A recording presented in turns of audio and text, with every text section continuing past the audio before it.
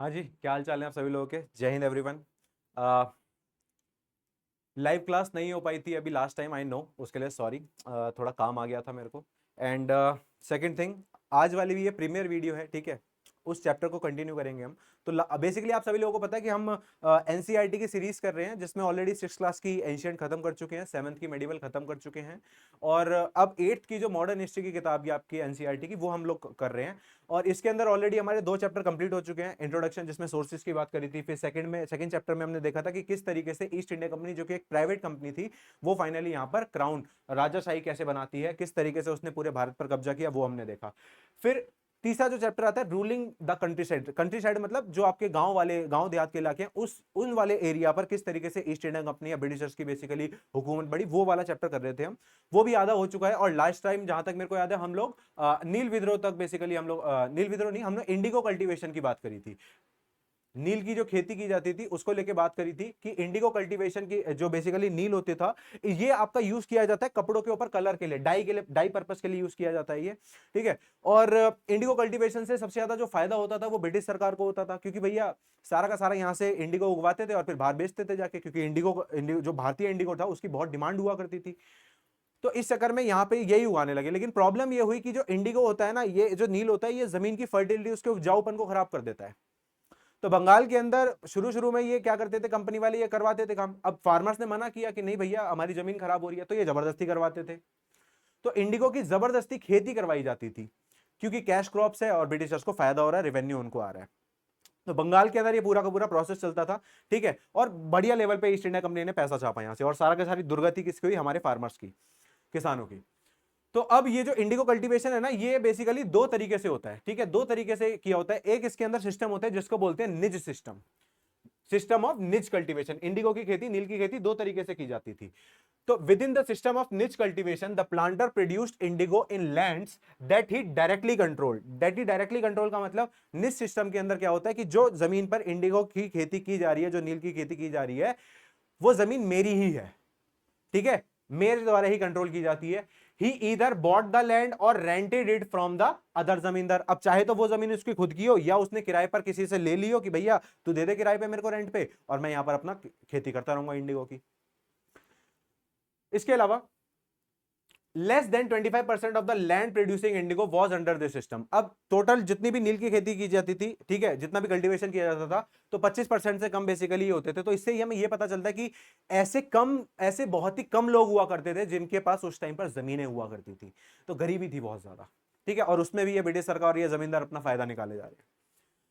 अब प्रॉब्लम क्या थी निच कल्टीवेशन के अंदर, कि बॉस, आपको लार्ज एरिया चाहिए, large area needed, the planters found it difficult to expand the area under the niche cultivation. Large area क्यों चाहिए, क्योंकि जहां पर आपने एक बार नील उगा दिया, उसके बाद वहां पर दोबारा उसकी उपजाऊपन है ही नहीं, उसकी फर्टिलिटी है ही नहीं, तो आप दूसरी जगह जाओगे खेती करने के लिए।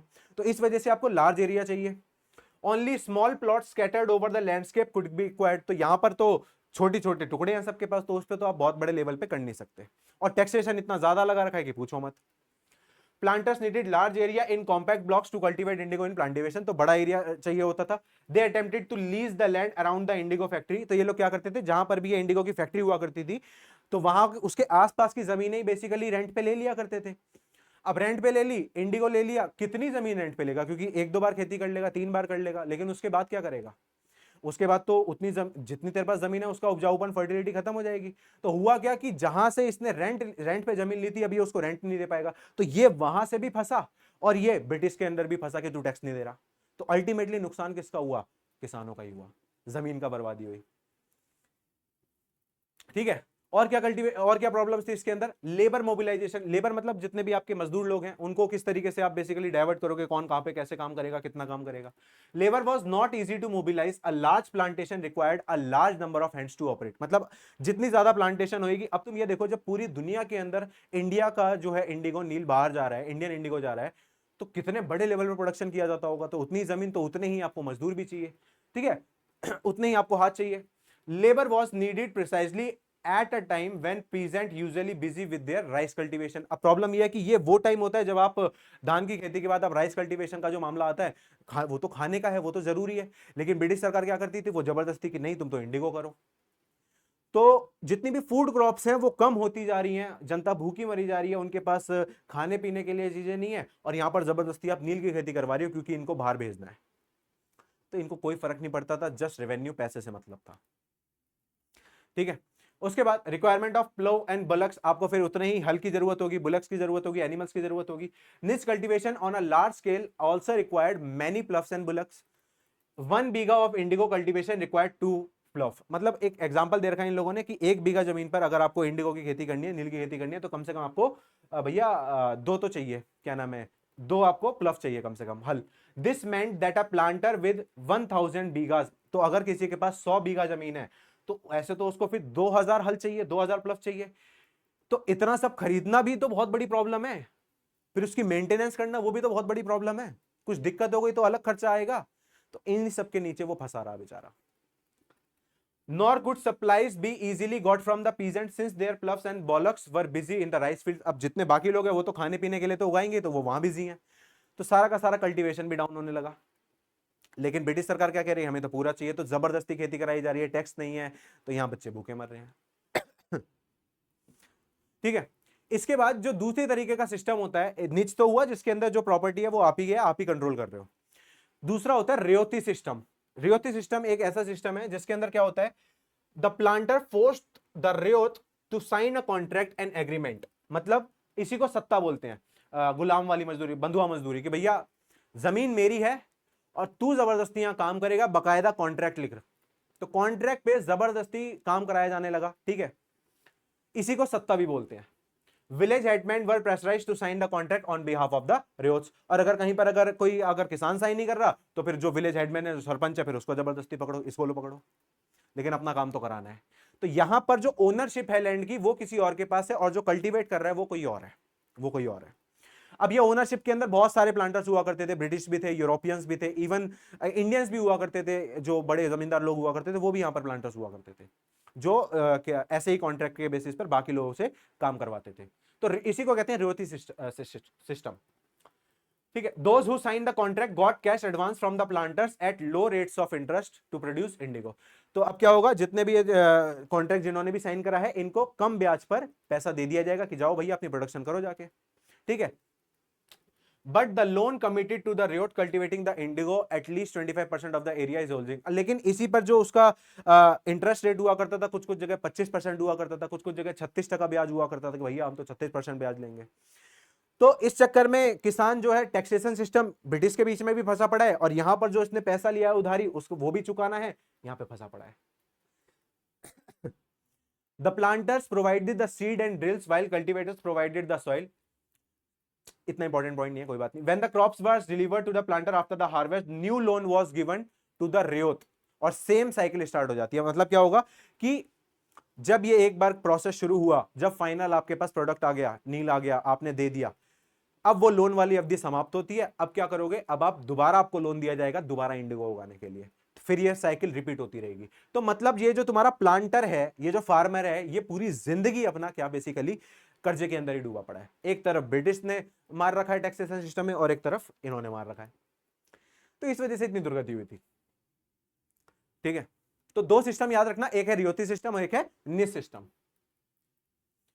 अब रियोती सिस्टम के अंदर भी क्या प्रॉब्लम है कि peasant considered this as harsh system. Obviously किसानों को तो लगेगा ही ना, इतना हार्श सिस्टम है कि भैया जमीन भी हमारे नाम नहीं है, टैक्स भी इतना देना पड़ रहा है, किराया भी देना है, तो सुसाइड कर लेते हैं। अब सुसाइड कर लेंगे तो अब उसके बच्चे बेसिकली फंस गए इसी साइकिल में। ये विशेष साइकिल बन गई पूरी, किसकी वजह से, ब्रिटिशर्स की वजह से। क्यों? क्योंकि उसे सिर्फ नील बाहर भेजना है, क्योंकि उसे पैसा कमाना है। खैर, बाकी अब ये जो इंडिगो बेचते भी थे वो भी मतलब उसके भी सही दाम नहीं दिए जाते थे, बहुत कम प्राइस दिया जाता था। Never ending nature of cycle of loans, बस हमेशा ये इसी कर्जे की साइकिल में फंसे पड़े हैं। The planter usually insisted that indigo be cultivated on the best soil in which peasant prefer to cultivate rice. अब तुम सबको पता है भाई, चावल उगाने के लिए आपको जो राइस है, जो आपकी सॉइल है वो अच्छी होनी चाहिए, उसकी फर्टिलिटी, उसकी उपजाऊपन अच्छी होनी चाहिए, साथ ही साथ उसमें पानी भी ज्यादा चाहिए होता है। ठीक है, उसके लिए वाटर रिक्वायरमेंट भी ज्यादा होती है। तो ऐसी जमीन पर जहां पर हमें खाने के लिए चीजें उगाने हैं, वहां पर इंडिगो उगाया जा रहा है जबरदस्ती। Indigo had deep roots and exhausted the soil rapidly and indigo harvest could not be resown with the soil। अब जिस भी जमीन पर आपने नील की खेती कर दी, अब दोबारा आप वहां पर चावल नहीं उगा सकते। तो बताओ अब चावल भी दोबारा नहीं उगा सकते। तो इस वजह से बहुत प्रॉब्लम्स रही हैं। और उस टाइम पर इतने बेटा मतलब आपके अकाल पड़ते थे, फेमाइन आते थे कि पूछो मत, और जिसमें मतलब मरने वालों की संख्या लाखों होती थी। 1770 के अंदर जब रॉबर्ट क्लाइव हुआ करता था, जब जिस टाइम पर तुम्हारा पहला एंग्लो मैसूर वॉर चल रहा था, उस टाइम पर एक बहुत बड़ा फेमाइन आया था पूरे बंगाल के अंदर। बेटा 10 मिलियन से ज्यादा, 1 करोड़ से ज्यादा लोग तो भूखे मर गए थे उस टाइम पर। और ब्रिटिश क्या कह रहा है, कुछ नहीं हुआ, हम तो कॉटन की कल्टीवेशन करा रहे हैं, हम तो इंडिगो करा रहे हैं क्योंकि बाहर से पैसा मिल रहा है। So they were only here for the economic benefits. ठीक है, बहुत ही हार्श कंडीशन हुआ करती थी। एनसीईआरटी के अंदर कुछ कुछ आपको फोटोज दे रखी हैं। अब इतना हार्शनेस के बाद ऑब्वियसली भैया जनता शांत नहीं बैठेगी। एक टाइम के बाद कहीं ना कहीं तो मतलब वो प्रेशर जो है वो कुकर फटना ही है। तो वो फट गया 1858 के अंदर। 1857 में रिवोल्ट हुआ, रिवोल्ट ऑफ 1857, 1857 की क्रांति, और 1858 के अंदर हो गया नील विद्रोह। इसी को द ब्लू रिबेलियन के नाम से भी जाना जाता है। The indigo system was intensely oppressive, therefore in March 1858-59 thousands of ryots in Bengal refuse to grow indigo. तो बंगाल के अंदर भैया सबने मना कर दिया कि हम नहीं उगा रहे, कुछ भी कर लो, कुछ भी कर लो, हम नहीं उगाएंगे इंडिगो। तो ऐसे ही जब ये विद्रोह स्टार्ट हुआ, फैलने लगा, और इन लोगों ने अपने पैसे देने भी मना कर दिया कि हम ना टैक्स देंगे, ना हम इसको देंगे पैसा जो हमने लोन में लिया था, कुछ भी नहीं देंगे। ठीक है, और बहुत बढ़िया मतलब one of the most successful revolts था इंडियन हिस्ट्री के अंदर ये। अब इसके फीचर्स क्या कहते हैं, इसके अंदर वुमेन्स ने भी एक्टिवली पार्टिसिपेट किया। ठीक है, सपोर्ट ऑफ द लोकल जमींदार एंड विलेज हेडमैन, जितने भी लोकल जमींदार हुआ करते थे उन्हें भी डर था ना, क्योंकि भैया खाने पीने के लिए नहीं मिल रहा, कभी भी ब्रिटिश उनकी जमीन हड़प सकती है, इतना टैक्स नहीं दे पा रहे हैं, उन्हें भी दिख रहा है। तो कुछ कुछ लोकल जमींदार ने भी मदद किया। विलेज हेडमैन जिनको जबरदस्ती बोला गया था कि भाई कॉन्ट्रैक्ट साइन कर, पैसा दे, चल साइन कर, तो वो उन लोगों ने भी हेल्प करी। ठीक है, who had been forced for the indigo sign contract, वही तो लिखा हुआ है, इंडिगो जबरदस्ती कॉन्ट्रैक्ट साइन कराते थे। इसके अलावा इनके पास जो जितने भी जमींदार होते हैं ना, तुमने देखा होगा मूवीज के अंदर, जैसे करण अर्जुन, तो वो ठाकुर दुर्जन सिंह था जो, उसके साथ में वो 4-5 बाउंसर, उसकी अपनी आर्मी हुआ करती थी, उनको लठैत बोलते थे, लठैत आर्मी, जमींदारों के पास हुआ करते थे वो। ठीक है, तो वो भी जुड़ गए इनके साथ कि हाँ मारो इनको, मारेंगे।